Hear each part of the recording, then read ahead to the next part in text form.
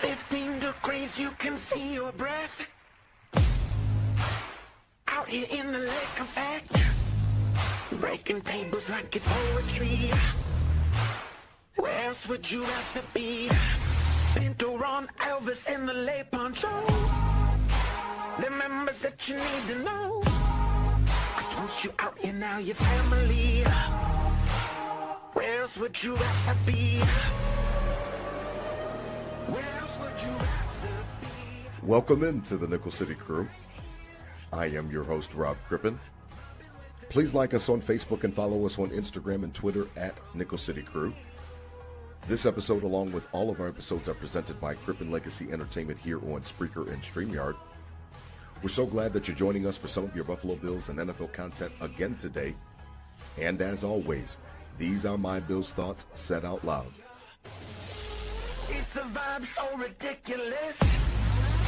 Since 12 plus 83 was 6. The shout cracking like a symphony. Where else would you rather be? All right, let's get straight to it. Really excited for tonight's episode. Click, clack, we are back from our summer break. Listen, I have had a crazy summer, but it has been a good summer, and I know that it's winding down a little bit. I know we still have August, but down here in Charlotte, the kids go back to school at the end of the month of August, a little bit earlier than Western New York. So get everything ready. Got to get ready for school shopping and all that other garbage coming up next month. But listen, man, I am very excited. Our beloved Buffalo Bills kicked off training camp, and I don't know, man. There's something about a new season that always just brings out a renewed hope, a renewed little energy, different things like that. So I'm really excited. Joining me, as always, riding shotgun, my co-host, Adam Dump Truck Rupsick. Check him out on Instagram and Twitter at Adam Rupsick, RUPCZYK. Holla at the crew, DT. What's good, man? Happy summer to you, DT. What's good, man? Holla at the Nickel crew. City, what's up, baby? What's up, Rob?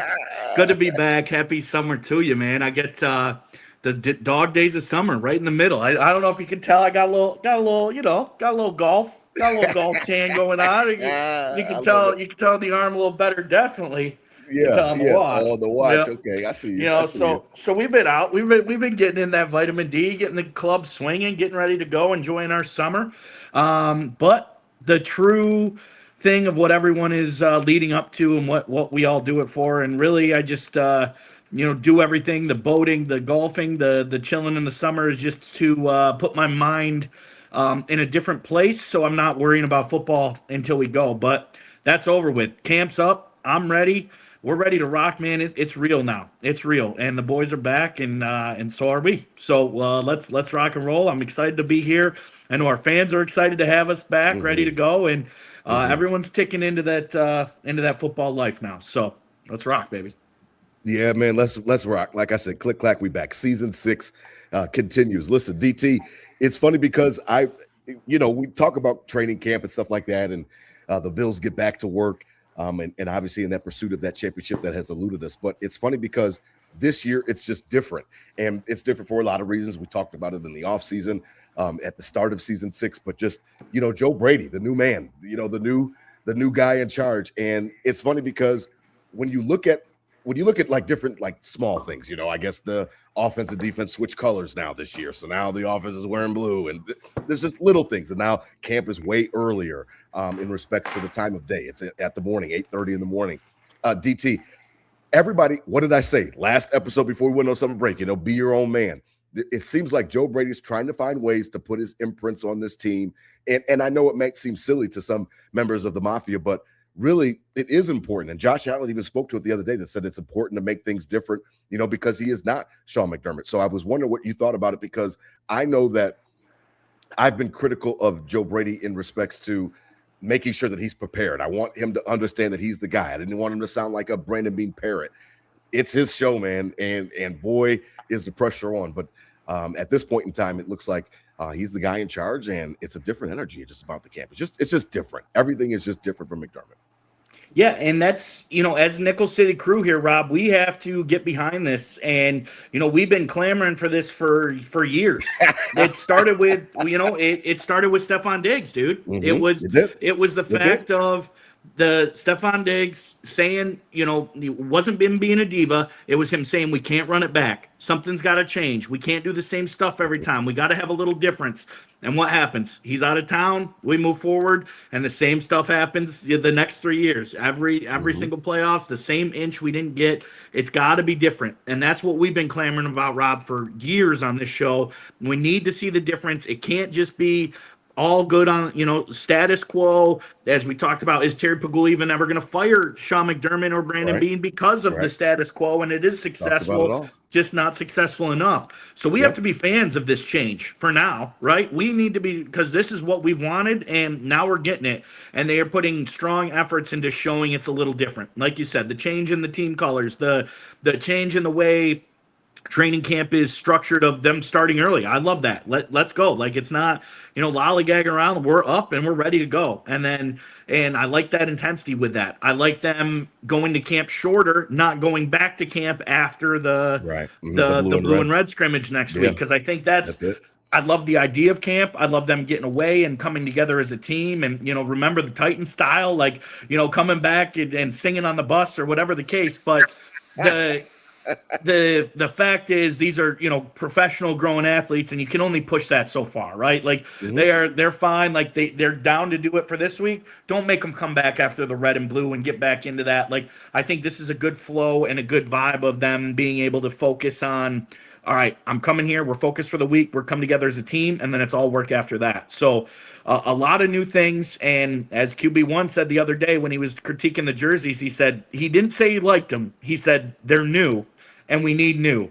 And the new stadium, the new coach, the new jerseys, a lot of newness coming around. And it seems like they're not just doing the same old. We'll obviously see once the ball drops down and week 1 kicks off. But it looks like they're trying to change things up with that intention of, we can't just do the same old, because it gets us that heartbreaking playoff loss every single year. So we're behind it, Nickel City Crew. We have to be. We've been clamoring for it, and I stand behind it now. It's new. Let's rock.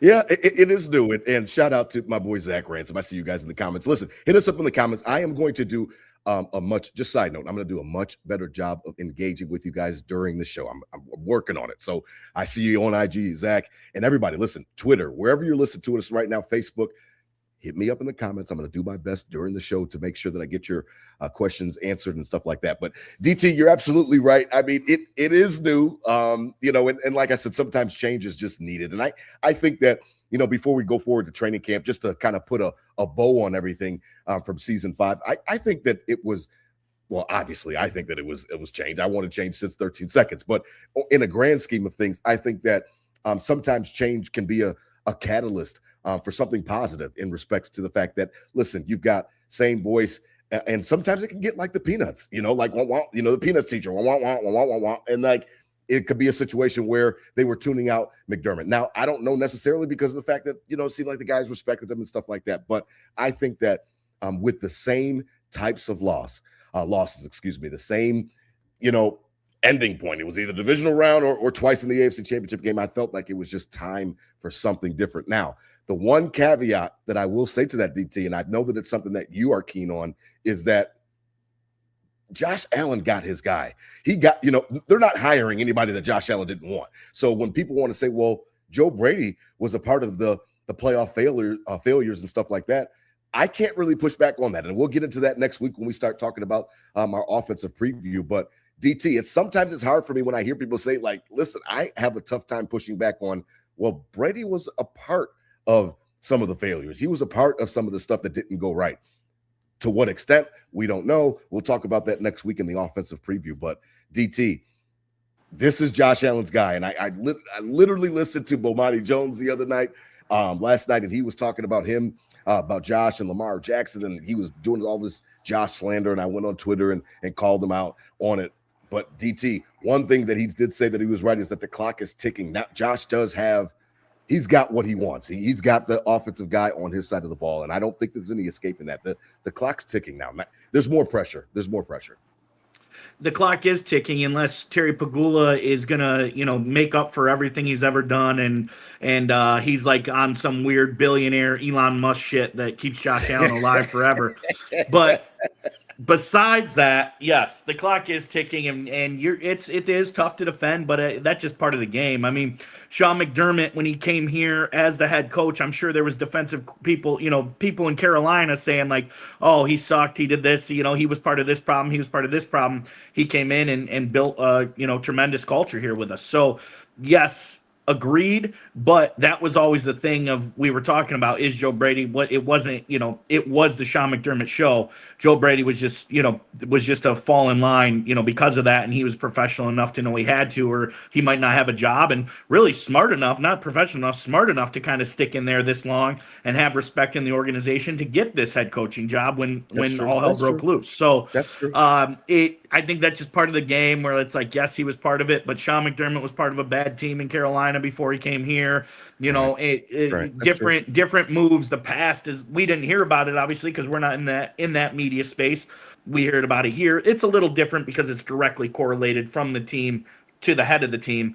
But I think that's been the the mindset really since we had the concern in the early part of it where he was sounded like a puppet and sounded very yes man mentality. Yes. I think maybe he caught some of that criticism and is now not overcompensating, but compensating on the reverse end of that, like you said, of showing the strong differences, having those what's the word I'm looking for, having those physical things happening, the practice at a different time, the jersey swaps, I'm doing it differently.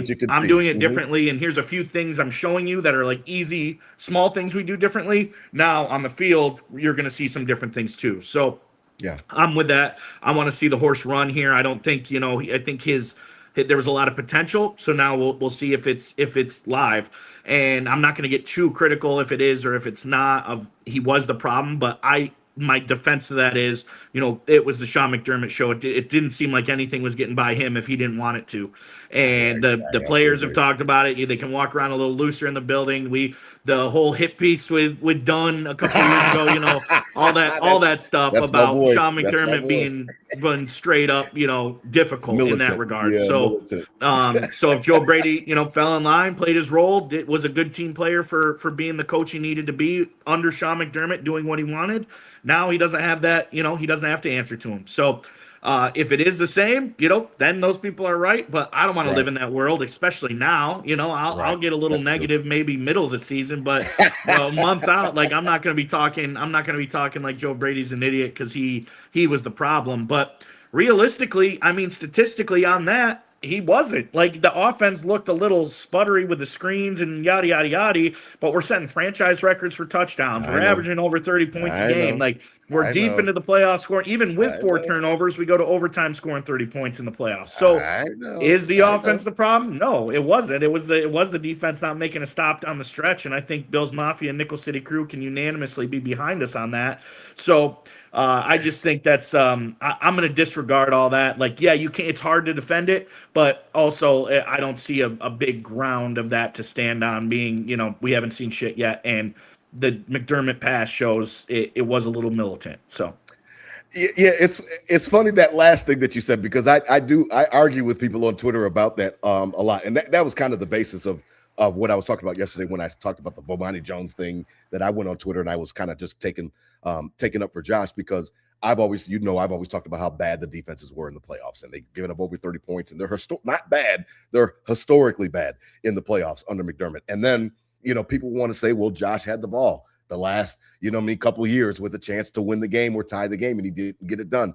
And sometimes DT, I get defensive about it because of the fact that I'm like, well, what do you want him to do? Is there any situation where he can get a little bit of help? He can have a little bit of support where he doesn't have to be perfect. And I shout out to my boy Fernando. Fernando Schmood, who's been on here before. Down in Brazil, he tells us all the time that you shouldn't need Josh to be Superman every single game. You shouldn't need him to play perfect every single game. And so to those people, I argue with guys on Twitter, and they're like, Josh had the ball. Well, how are you going to refute that? Josh had the ball. How are you going to refute that? I'm not trying to refute the fact that he, quote unquote, didn't get it done. I'm just talking about the fact that on the flip side of that coin, he got no support from his defenses. And I understand that injuries are sometimes a reason and not an excuse, but man, it's been a situation where even back to the game that we were at, for the division round against Kansas City at home. It's just like, man, like this, he played well enough to win the game, and you couldn't give him any help. And I don't know. I have a hard time like pointing the finger at Josh Allen. Like I do. And I'm not even trying to be a homer when I do it. I'm just watching the games and I'm like, man, if he had a competent defense, an average defense in the playoffs, I think we already have a Lombardi. I really do. That's me. You're muted. 100%. But, I also think, he obviously is in that role. He couldn't get criticism because he is that guy to get it. But if you watched any other section, I could pull up a random highlight tape right now and probably start crying for the greatness that we've seen over the last 8 years. And is a fan, that makes up, if there was a mistake in the playoffs here or there, that makes up for it. He gets some hall passes when it comes to that. But I just think the vibe is what we were worried that it wasn't going to be, and it seems like so far it is. Yeah, I mean, okay, no problem. Listen, Bills are back in camp. Listen, tonight's episode is presented by Buffalo Fanbase, the official Bills Mafia podcast network that DT and I simulcast on. Shout out to the General, salute Justice General Radford. Listen, check them out. Listen, they've got like 80 podcasts. I don't even know how many they've got. I mean, you got the tailgate crew. You got all these guys coming out. We know the twins running their thing with Bills Mafia. Listen, check out Buffalo Fanbase. They've got great content creators over there. The K-Gun Report is who I'm talking about. Listen, they got a lot of great, talented people over there at Buffalo Fanbase. Check them out. Listen, you're not going to be mad that you did. You're going to have great content, a little bit of different perspective. The Nickel City crew, we bring it. We keep it funky here. That's our rule. So listen, check out Buffalo Fanbase, the official Bills Mafia podcast network that DT and I simulcast on. Also, a shout out to I-86 Network. Listen, we also simulcast over there. Shout out to my boy Tom Wujek and Bobby Hansen. Listen, they've got great content over there as well. They're running a lot of just like crazy stuff that I'm not even used to, wrestling, and they got fights, and they're covering all this type of stuff over there. I'm at I-86, so check them out, I-86 After Dark on the I-86 network. DT, I might have lost you. Hopefully I didn't, but listen, for the audience, the Buffalo Bills are back in training camp at St. John Fisher. DT alluded to it a little bit earlier that, it's a short camp. It's like 7 weeks or something not 7 weeks, 7 days, 7 practices. So, and also another thing is that they're going 2 on, 1 off, 2 on, 1 off, which is another departure from Sean McDermott. McDermott would at least go 3 days before he gave him a break. So Bills were off today. Yeah, 2 days ago, started camp, DT. You and I talked about a pre-show. It was just, everybody's just happy to be back. Hey, we missed you. And I know it was raining out there and the crowds were a little bit less, but everybody was back. And everybody was happy to see our Buffalo Bills back in action. And, not Brandon Beane, but Joe Brady had said that he was happy that it was raining because he wanted to see how, the guys adjusted to the conditions. And I guess the first play is 7-on-7. Keon Coleman drops the ball. I see it on Twitter. Everybody's ready to jump on him. And then I guess apparently right after that, Josh Allen goes right back to 0 and he catches the ball. And it was like, I guess, a harder route, a harder throw and catch. And, it's funny because anything that Keon Coleman does, DT, is going to be polarizing because of the actual personality that he is and the career trajectory that he's been on these first 2 years. DT, I'm not holding my breath for anything, but I'm also going to give this young man room to find his way. You know what I mean? And I understand that. I know Brandon Beane yesterday said that he feels like the light bulb is turned on for Keon and stuff like that. So, they're not expecting him to be late to team meetings and shit like that anymore. On-field production is totally different, and we'll see. I'm gonna give him room to breathe because I know that he's caught a lot of shit this offseason, starting with the owner for some reason. I mean, shit gets real quick, Rob. Mm-hmm. Right? This is the NFL, dude. You can't gimmick. There is no gimmick. There is no gimmick to this league, and we'll get into that later with the uniforms and whatnot. But the point of this is, the team is behind it too. They're not signing Brandon Cooks. They're not signing Stephon Diggs. They did the Pettis guy yesterday for, I think, depth and special teams. If Shavers is, that's a whole situation, obviously, on the pup. But they're not signing that extra guy. So they're depending on that he's going to roll out on this squad. So that's where I'm standing behind that. The team's with it. He seems to be re-energized or whatever. But like at the end of the day, all that shit doesn't mean anything to me. Like it's what you're doing on week 1 this week. Like I don't care about if the owner said anything. Like you missed a meeting. You were productive at the beginning of the year last year. Then you missed whatever it was, and then even when you came back, you sucked. So you have little taste of being good. Even in his rookie year, before he got hurt, he was kind of on a nice little climb. Then he got hurt, and he never got back to that. So there's been little sparks in his game, and after all that, it doesn't matter because the team's still behind him. And that's who he's going with every day. He's like, yeah, they might have said that. It might have been shitty. It felt weird. But as the offseason goes on, he's getting reps. He's out there. They're not signing anybody else. They're behind him. I think his trust is back in that. He has to hold on to those glimpses he had of his greatness and roll into it because we're going to need him. If we're not signing anybody else, we're going to need him. No, we are. Yeah, we are. I know they signed. Who was the guy today that they signed? They released Pettis. Virgil, and then they signed Pettis. But he's a camp body. He's a depth guy. So it'll be interesting to see. DT. It's funny because when I look at day 2 of camp, one of the number one things that came out of day 2 of camp was like, listen, man, this Josh Allen to number 2, it's kind of starting to heat up, and the connection is looking good. Obviously, I love to hear that. And then I was listening to GR earlier today, and they were like, man, he reminds us a lot of Stephon Diggs, and he's a bigger Stephon Diggs in respects to he's more sturdy, but he's a smooth route runner. He's creating separation, different things like that. I love hearing stuff like that, DT, because of the fact that I've been craving for Josh to have somebody that he could rely on third downs, money situations, fourth downs, whatever the case may be, fourth quarter. I've been dying for Josh to have some help. Obviously, I had a strong disdain for everybody eats. I think that's what you say when you have a shitty wide receiver core or receiving core. You say everybody eats is to kind of mask that. DT, I'm excited that they're building chemistry. I mean, DJ talked about how he's just, constant communication with 17, constant communication, just making sure that they're on the same page and working shit out. I have no problems with it. I understand that it's camp. I understand that everybody's on a high trajectory and everybody's kind of, kumbaya, everything's great. But I think that it is real. Obviously, I haven't been out there, but I think that it is real. Some of the stories talking about DJ Moore and Josh Allen looks like they're building that chemistry, and they're going to need it this year. They're going to. Again, another thing, Rob, we wanted to see difference and change out of the gate. We talked about some of the things the team is doing to show that already with Allen and Brady, and now the change of having that go-to guy again. And it's on air. It's 7 and 7s. There's no pads. We all get that. We're not breaking down these plays, saying he's a superstar because of it.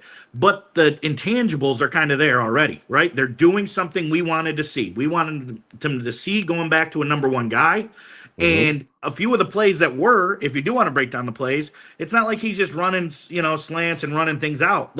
He put a nice route on Benford, they said, and went right up the sideline. Josh, 60-yard bomb to him. That's sick. If we see that anytime this year, how nuts are we going to be? That makes DJ Moore worth it right there, that one play. And then the other time, Josh pumped one into, I saw this one, actually, it was all over, you probably did too. It was all over the Bill, sideline one? Twitter and everything, yeah. And no, that one was sick too, but the one he just pumps into him, it kind of threads the needle, and he just in the perfect spot of the defense, he just pops his foot and shoots up the seam after the catch, and he touchdown. So those are 2 plays of him just good route running and Josh finding him. Josh will find you. Josh will find you. And that's why Stephon Diggs was so good, because he was open and he put it, and Stephon Diggs never dropped it. And DJ Moore seems reliable. He don't miss games, and he doesn't have a drop problem either. So 17 finds you, you might be a superstar again. Yeah, I'm down with it. You know what I mean? Like I said, I love it, and I love the fact that they're building that chemistry. Again, I think it's going to be very important to see what's going on in respects to money situations. Like I said, is really where Stephon Diggs, that's where he shined. Josh always had him, and people that always want to say he force feeds it to him. No, you can't force feed the ball to somebody who's always fucking open. If he's always open, then force feed it to Jamar Chase. I'm making the right football play by giving it to my dog who's always open. So you know what I mean? I don't buy that narrative. So I think that they should feed him. I think that the fans that are mad about the compensation in respects to the draft compensation, and then we paid him afterwards, and we got to have some hefty cap hits coming up for the next 3 years. Listen, what's the alternative? If that's what it costs, the price is the price. You know what I mean? Like, so if that was the price that Brandon Beane had to pay, what's the alternative? The alternative is year 3 of Everybody Eats. I definitely want to see that. No. Now, as we transition, and Old Nickel City though, and what we say all the time, the game of inches, Rob, and we need that inch, and we're short that inch. And you said money situations, Stephon Diggs, money situations. Let's go.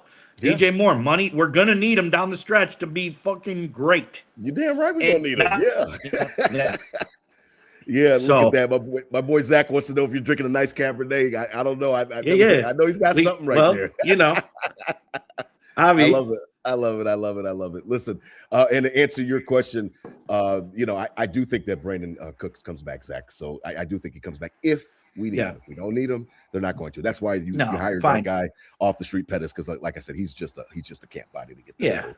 Yeah. As we transition, DT, I've been hearing a lot of smoke about this boy KEO. I'm gonna call him KEO. I don't know. His mama call him Caleb Elarms, or I'm gonna call him KEO. It's easier for me that way. I'm not messing up the Elarms and stuff like that. Listen, Caleb Elarms or KEO. They listen. Opportunity. Sometimes opportunity is just based on the fact that I needed something. I needed a break. I needed something to go my way. Of course, you never ask for injuries. Of course, we want everybody to be healthy. Terrell Bernard and Dorian Williams have not been available, DT. It seems again, we're taking everything with camp grain of salt. So I don't want to have to say that 50 times tonight or throughout the offseason, Nickel City Crew. Listen, it's a camp grain of salt. But listen, the boy's been out there making plays, and every single person has mentioned him. Brandon Beane has mentioned him. Jim Leonard yesterday, when he did his press conference, mentioned KEO. Joe Brady's mentioned KEO. The players are mentioning KEO. Everybody's talking about the fact that this young cat is coming in, making plays. He was a missile at TCU, one of the fastest linebackers coming out of the draft. I don't listen. Camp grain of salt. Last time I'm going to say it, DT.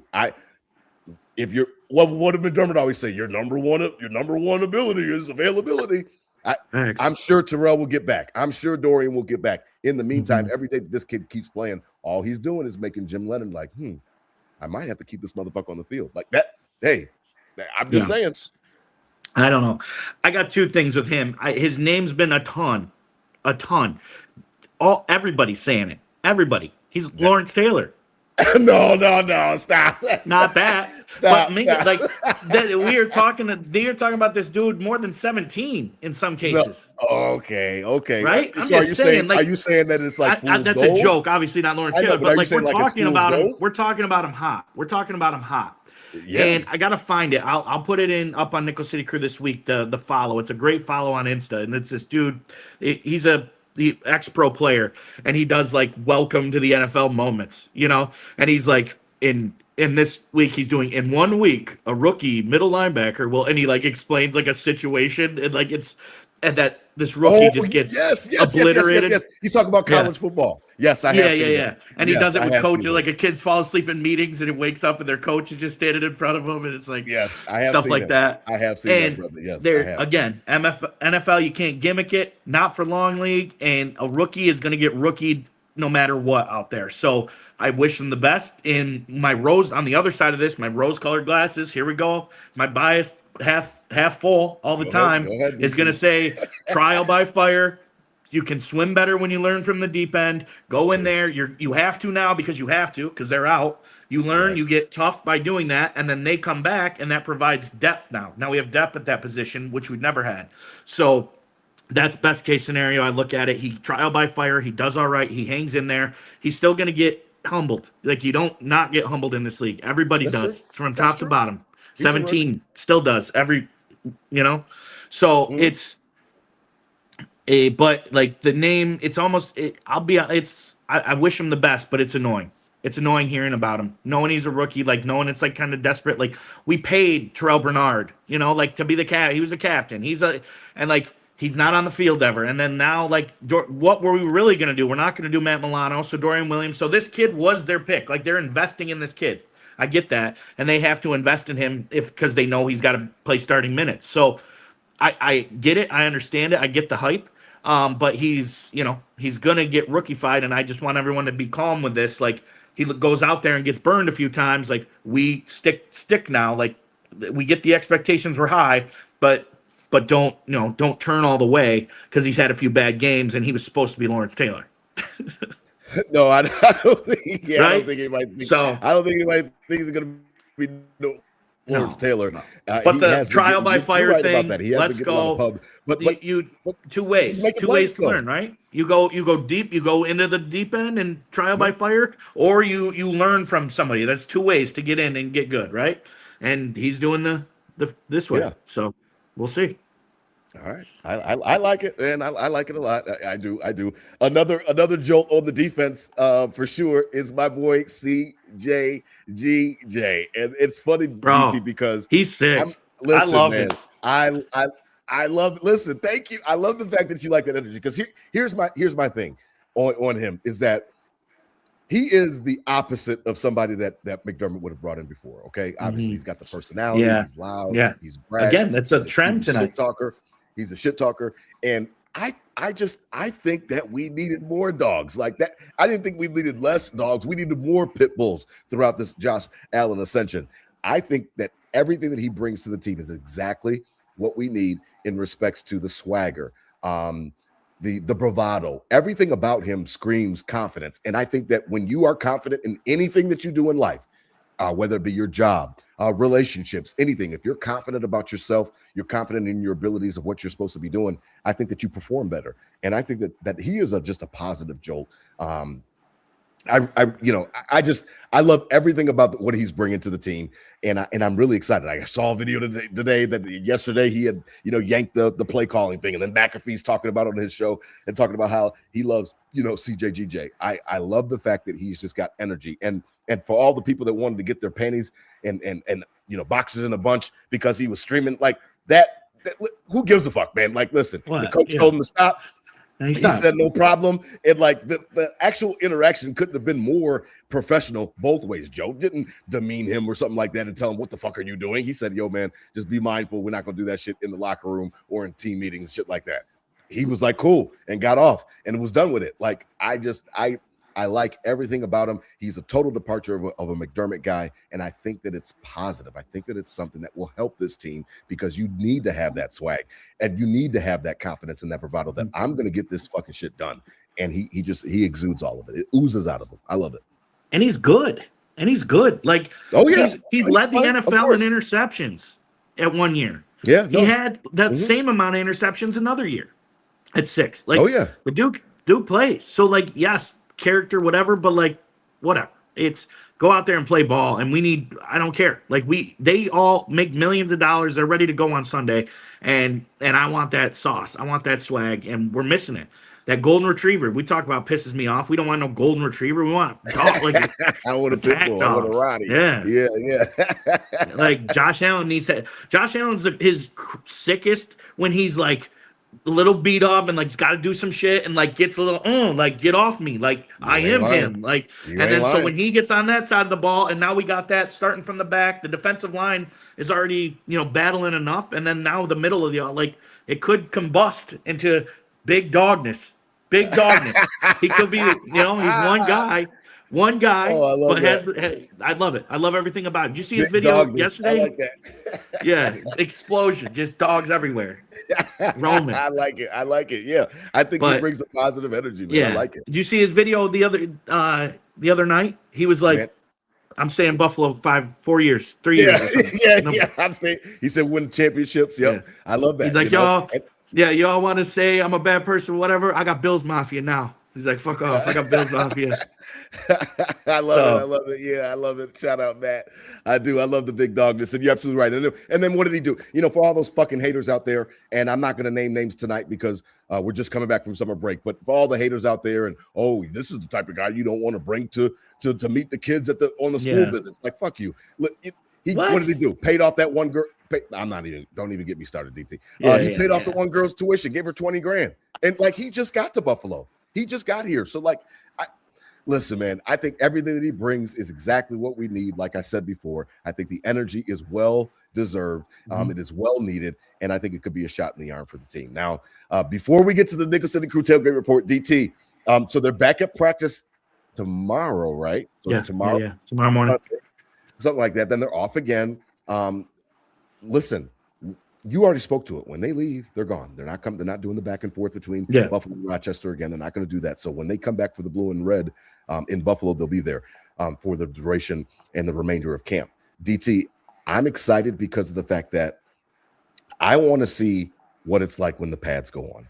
They always talk about it. Just talk about it all the time.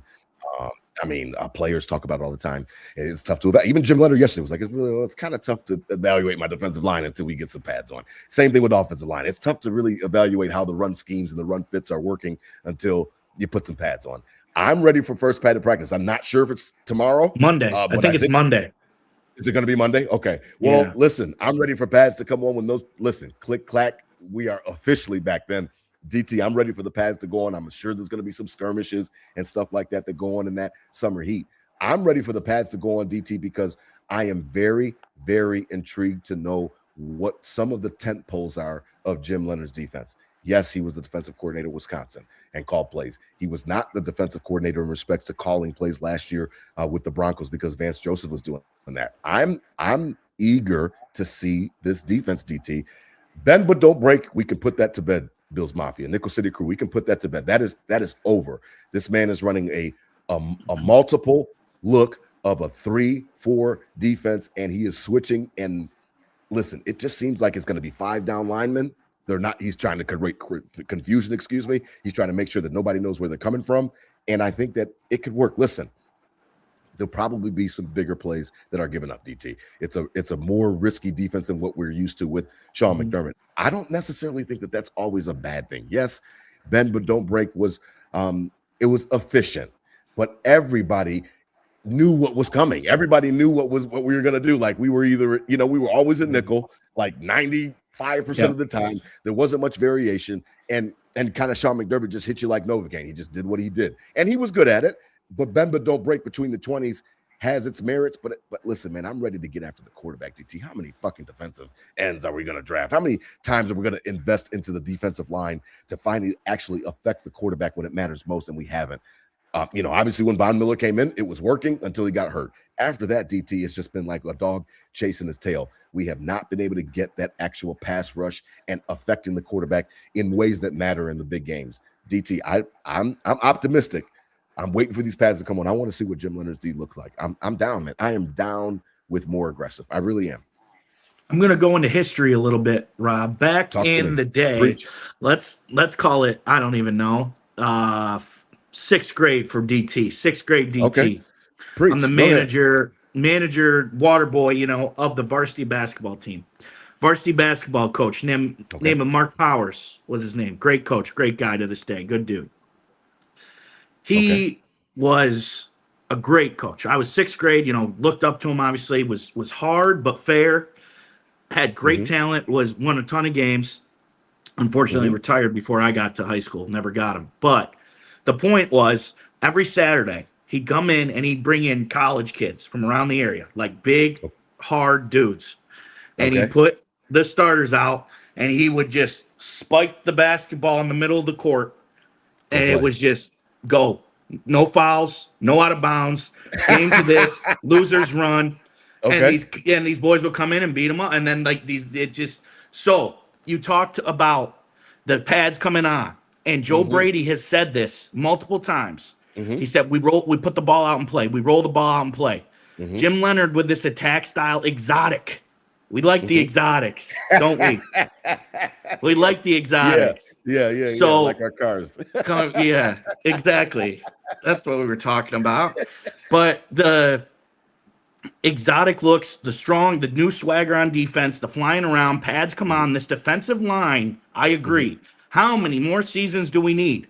Mario Williams to come out of the grave and come and be a pass rusher for us? Like, let's get something going. There is 100 dudes on the defensive line right now. I don't know. I'd forget one if I named them all because there's so many. So I love that. Roll the ball out, throw the pads on. It's competition, baby. Who's playing on Sunday? Who's playing? That's right. If you don't come strong when the pads come on, you ain't getting on the field. And the only ones that do come on better be getting to the quarterback. So that's what I'm hoping for from this defensive front when those pads come on. When you said that, that got me thinking. Mark Powers, legendary coach. Bounce the ball in the middle. Go play. I like it. Go earn your Sunday. Go earn your jersey. Go earn being a playmaker on a Super Bowl team. I like it. I ain't mad at you. I like it. You're making me want to run through a wall, man. I ain't mad at you. I mean, Joe Brady said it in the beginning game. He said, I'm not trying to be disrespectful to anybody. He said, go take his job. He said, I don't do that he said, I'm not saying it in a disrespectful way. I'm being real. You want more playing time? Go take his job. I was like, I'm down with that. Like, football is the ultimate meritocracy. It is the ultimate, like, pro sports is supposed to be that. Like, that is exactly what pro sports is supposed to be. Let the best man win, just like back in the day with the gladiators. Like, it's a new version of that. It's an updated version, but it's the same principles, man. You want something, go get it. You don't have to, bitch, moan, complain, wonder, wish, hope. Go get that shit. And I like that the fact that the coach is talking like that and is going to give his players an opportunity. And that's why I was talking about KEO earlier. Like, I assume that, Bernard will be back when he's healthy. I assume that Dorian Williams will be back, but maybe this boy is making some waves and you got to keep one of them on the bench because he's just playing too well. So you're absolutely right, DT. I love it. I can't wait for the pads to come on. I'm going to be excited. Now, Nickel City Crew, before we get to the tailgate report, we will be back. We're here now. We ain't going nowhere. Summer break is over, technically, for us now. It's over, man. We're getting ready for this 2026 season. So the parade episode. Yeah. Yeah. So, yeah, we're good, man. So, listen, we are here. Season 6 is under full swing. Listen, next week, we're going to do our offensive preview. I've got a great guest coming on. I'm almost sure that he's positive coming on, so I don't want to leak it until I'm almost sure, but I'm really excited for the offensive preview next week. The week after, we'll do our defensive preview. And then the week after that, in 3 weeks, we'll have the resident mother of the of Nickel City Crew come on. Mama Monday will come on for us and help us dissect the brain. You already know she works with the brain. She knows about how people tick. She's helped us out with Josh Allen. I've got some really interesting things to unpack with her, so I can't wait for you guys to be a part of that. Shout out to everybody tonight. TGIF, you guys are out there. We see you, and I appreciate it. Even in the comments as well. Listen, we appreciate your support. You guys are the engine. You guys are the reason that we do what we do. So I really appreciate everybody tuning in tonight. DT, I appreciate your time as always. Listen, Nickel City Crew Tailgate Report is presented by Queen City Vintage. Head on over to Queen City Vintage. They are on Elmwood, right across from 40 Thieves. Our boy Nick and Kai, they are doing their thing. They're blowing up. Listen, all of your Buffalo Bills, all of your Buffalo Sabres, nostalgic gear, throwbacks, all of the swag, whatever the kids call it, the drip. They've got it all there for you. Hats, clothes, they got everything for you, man. Check out Queen City Vintage. They are the official sponsors of Nickel City Crew all season long. We will be doing giveaways like we did last year. Can't wait. Really enjoy the partnership. And DT has told me that they have actually purchased a van. So, like, we are tailgate bus. Yep. I mean, and I was like, listen, if Nickel City Crew's little crest is not on that motherfucker, I'm gonna be mad as hell. So we got to find a way to get that stickered up on there. We got to get some stickers, DT, and get that on there. So listen, check out Queen City Vintage. They'll take care of you for sure. And we do appreciate their support throughout this 2026 season. DT, how was your summer? Bring me up to speed. I got 3 things I want to go over tonight for the tailgate report. Right. How was your summer? Bring everybody up to speed on what DT's been doing besides that good golf tan. Yeah, well, we are out here. Summer summer living, man. It's been good. It's a lot of sun. The weather, I think, has been pretty good. We haven't been rained out too much. Had a few, drops of heat, but nothing crazy. 4th of July was a blast down Chautauqua Lake with the whole fam, Mayor Derek, the niece and nephew, my parents. We had a blast down there. Obviously Kai Page and Miranda Andrew, all the people. We had a blast in America 250. What can you do better than that, baby? We brought it in right, and it's been a good summer. Busy, work's been busy, and I'm ready for ball for sure. But golf game's going all right. Trying to get those swings in while I can, because when football starts, I just lose interest because all my interest goes to one thing. And But it's been good. It's been good. A busy August coming up. A few things obviously going to be in the mix. We got some previews, some looks at the new place, and getting back with everybody. So it's going to be fun, and it's been a good summer thus far. Yeah. Over here, man, at the Crippen household, just, summertime is just crazy. When you got 4 kids, DT, I know you're not in the kid water yet.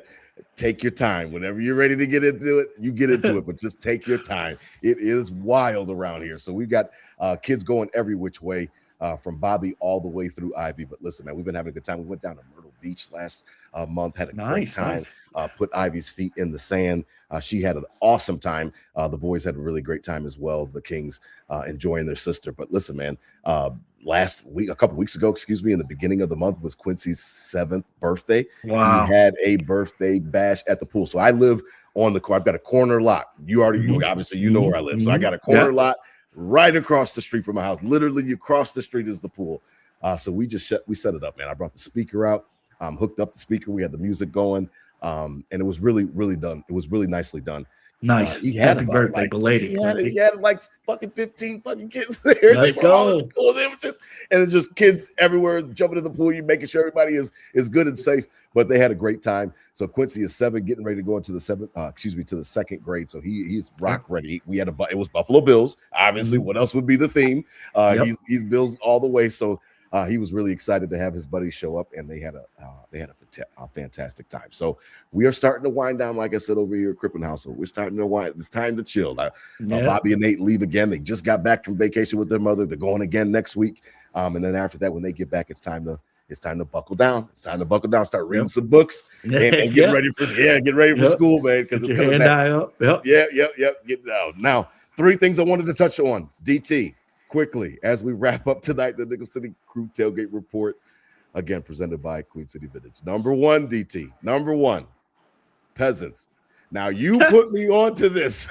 You put me onto this because I was not listening. I listen to GR a lot, but I don't listen as much as I used to. And it's funny because you had texted me about it, but I had heard scuttlebutt about that something happened on the radio. And then you put me down. And I went back and I listened to it and listened to the interaction. It was all over Twitter and shit like that. Listen, I think that I come from a unique perspective. I know that you do as well. I'm obviously still being in Buffalo. Now I can officially say I'm a former season ticket holder. Since from 2009 until last year, I was a season ticket holder of the Buffalo Bills, all the way from Charlotte, drive up, 650 miles up, 650 miles back, 1,300 miles round trip every single week, unless the Bills were out of playoff contention and I'd sell them. So my dedication runs deep. I understand, DT, that the PSLs are an extra investment. So not only did I make the investment to buy the tickets, but now I've got to make the investment to get into the country club. That's all PSLs are. For those who don't know, a personal seat license is like a country club. I've got to pay the dues to the country club for the right to come spend money at the country club. It's separate from your season ticket. It's crazy. I mean, but that's what it is. So it's separate from your season ticket. I understand that people have paid tons and tons of money. What I don't understand is if you have the opportunity to be the first ones into the stadium, you have the with the blue and red, right? That's just season ticket holders. Saturday, just season ticket holders. Just season ticket holders. Then your second opportunity to go into the stadium will be the preseason game against the Panthers. Right. Why are you bitching about the Bills making a practice open to the general public when a lot of the general public can't, quote unquote, afford to go to a game? Now, I understand that the ticket prices have been a hot topic. I still contest that they will go down as we get closer to September. But DT, for somebody to go on the radio and call motherfuckers peasants, that is diabolical. When I heard back, I was like, after you put me onto it, and then I went on Twitter and I was like, he really said that? I think that they're missing the mark a little bit. And people, because he's not the only one that feels that way. There are people that feel that way. Don't sit in my seat. It's my seat. I paid for it. I get access to everything. And first of all, you didn't read the fucking fine print, because I know how PSLs, because they have them down here in Charlotte with the Panthers. You do not get access to every single fucking event that happens. If a concert happens, you might. But there's other concerts that you won't. There's certain events that you might. But there's certain events that you don't get. It's not your fucking seat. I understand it's your seat. Yeah. It's your seat, but it's not yours. I don't know, DT. I had a tough time with it, man. I had a tough time with it. And that is for me. knowing what it's like to be a season ticket holder. I know Sure. what it's like to make that investment.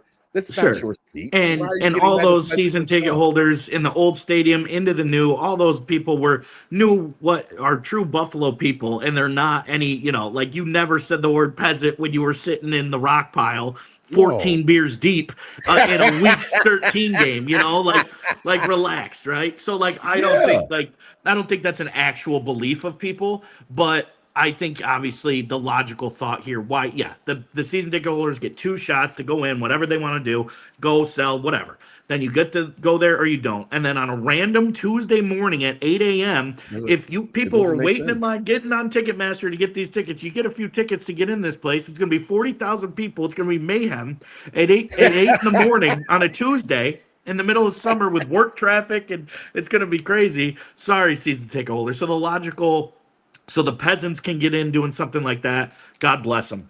And I would say, but the monster has been created, Rob. Like, that's true. To sell this stadium, to sell these seats, credit to the marketing team because they created probably the best salesman they could have in this situation. Their tactic was this. You basically had to caress these people into paying the thousands of dollars they weren't used to paying and give them really not what's the reason.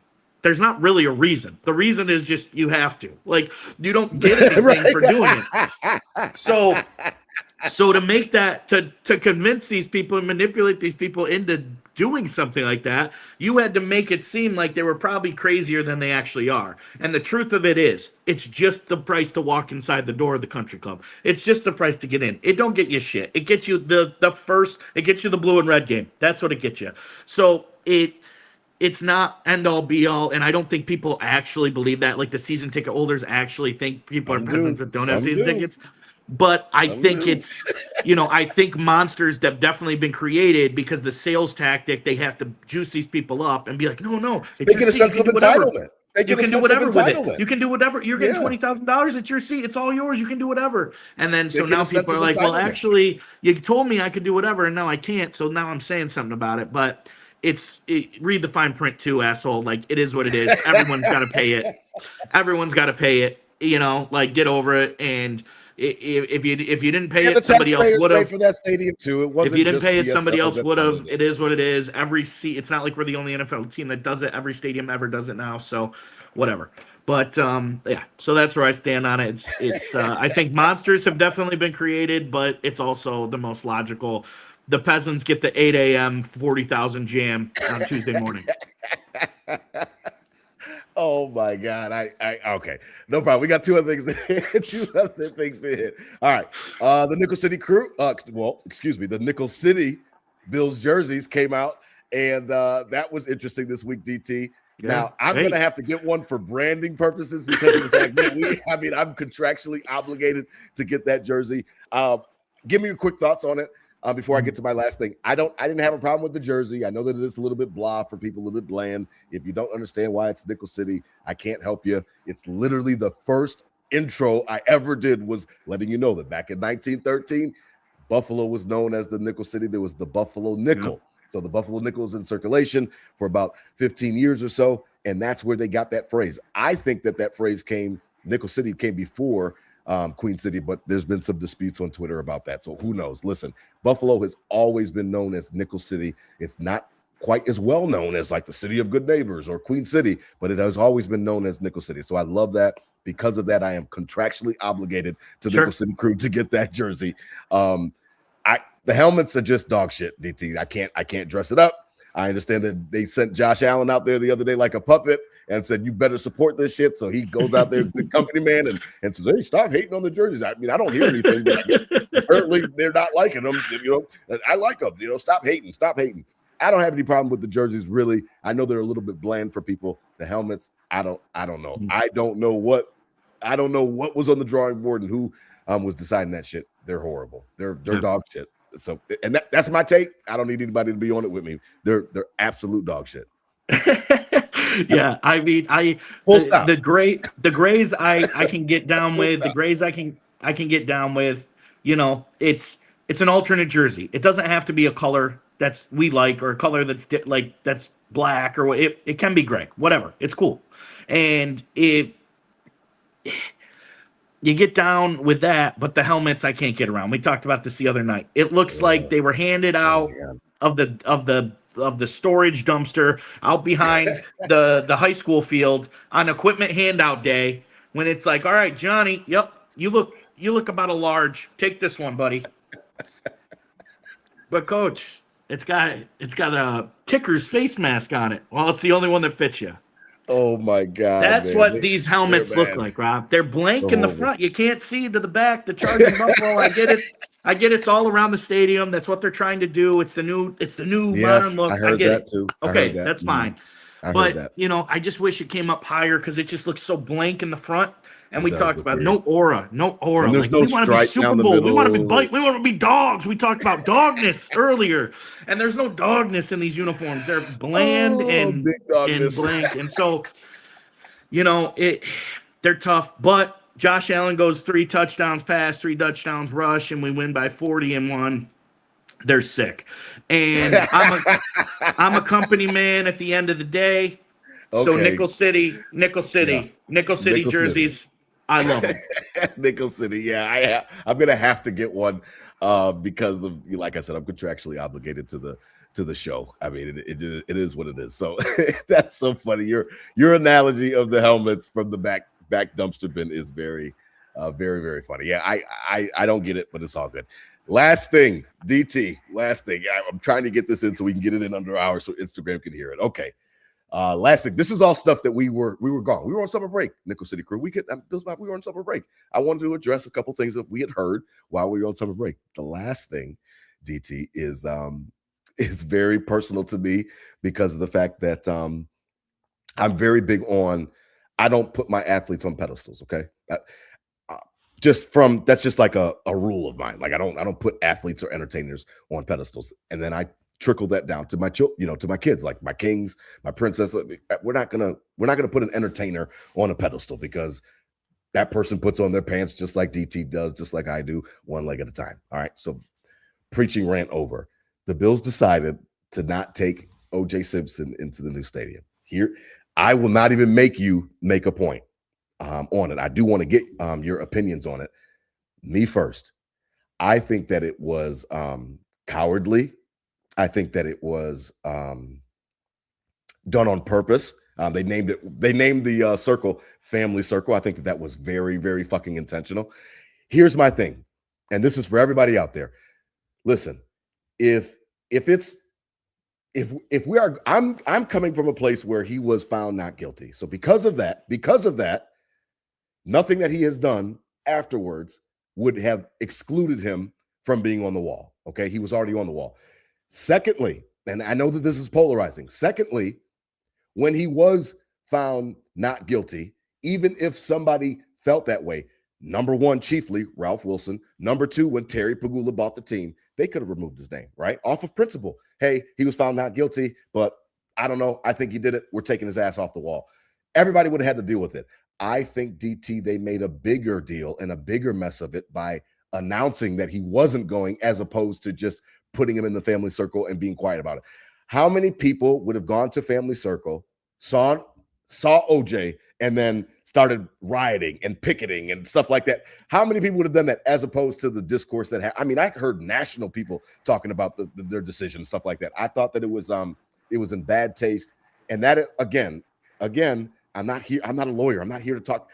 I think he did it. That has nothing to do with anything. And the point I kept making on Twitter, DT, was that there are men on that wall that have done fucked up shit. Of course, not the same fucked up shit that OJ was accused of, or a lot of people think that he did, whatever the case may be. He was found not guilty. There's nothing that excludes him from being on the wall after he was found not guilty. I don't know, man. I thought it was cowardly. He's dead now. There's no way that his PR or anything like that can defend him. I thought it was weird, man. I thought that if they put him in the Family Circle, bottom line, they really wouldn't have cared. Nobody would like to face this shit. Nobody would have done protests. It would have gone under the radar. I just thought that it was just unnecessary, because not all of those 90s Bills guys were perfect citizens either. So I just think that you don't differentiate and you just let them all go because of the fact that that's just how it goes, man. Don't put your athletes on a pedestal. Of course not. And That's me. That's I'll me. let you. I'm not I'll speaking let for you you in end any it. way. I'll let you end it. That's a beautiful rant, and I agree with it. But yeah, you said it right. You are, it. If his name was in the new stadium, nobody would have said a word, and that's what it I comes don't down think to. so. It could have been I removed, and don't it think so. wasn't. Now it's a big deal. It's stupid. So great rant. I'll let you finish it. All right, no doubt. DT don't want to touch that, and that's cool. And I mean, listen, that's how I feel. Those are some three things that we missed during the summertime break. If you want to disagree with me, you can. I've already fought a lot of people on Twitter about it, so it's all good, man. Listen, DT, I'm excited, man. Next week, offensive preview. The week after, defensive preview. We're getting back into the swing of things. DT, I appreciate your time tonight, man. I'm excited, DT.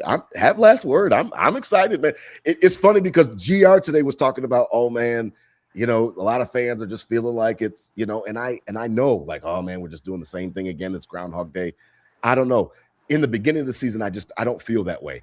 And I don't know. I want to stay that way as much as I can. Now, when we get into the season, I have a hard time not thinking about the playoffs. We've talked about that years ago with me wanting to enjoy the regular season and having a tough time doing that because I'm always focused on the playoffs. But when it's training camp and before the first game starts, I'm not thinking about anything other than just being excited for my new team. Yeah, That's me. Yeah, you gotta it's gotta be on a uptick, right? I think we've gotten good at that over the years of really, now we're excited. Like I definitely put other things into my summer to not, football, whatever. It's in the back of my mind. Now the actual when the pads come on, as we ranted about earlier, I'm into football now. So I need to channel it, but how can you not get excited for what this team is, what it means to us, what it's about to mean, like everything, the potential of it, all the fun we've already pre-planned for this season, and Nickel City Crew is going to be sick, right? So it's going to be great. I'm ready to go. I'm going to ease in with the boys, right? They're in training camp. We're in training camp. We'll get rocking as the preseason starts. We'll start getting a little smoother, a little hotter, and then when week one kicks down in the In Astrodome, Houston. It's time to go. So that's we got to ease up with the team. We're hoping for a healthy summer. We don't want coulda, shoulda, wouldas. We need the excuses are gone, and I'm ready to rock with them. So far, we hit it a bunch of points tonight, and we wanted to see difference. We wanted to see new, and we hit all our points we made were all things that were new. Yeah, you ain't lying. You ain't lying. Listen, we appreciate the fans out there. Over 300 people watching on the TGIF Friday. You could be doing anything. We appreciate you joining us tonight. Listen, out there, spread love, not hate. These were my Bills thoughts said out loud. Our offensive preview is next week. Hit them with a Go Bills, DT. We back. Let's go. Click clack. We back. Gonna be back, Rob. Gonna be back, Nickel City. Go Bills. Go Bills, man. Good. Go Bills. I love it.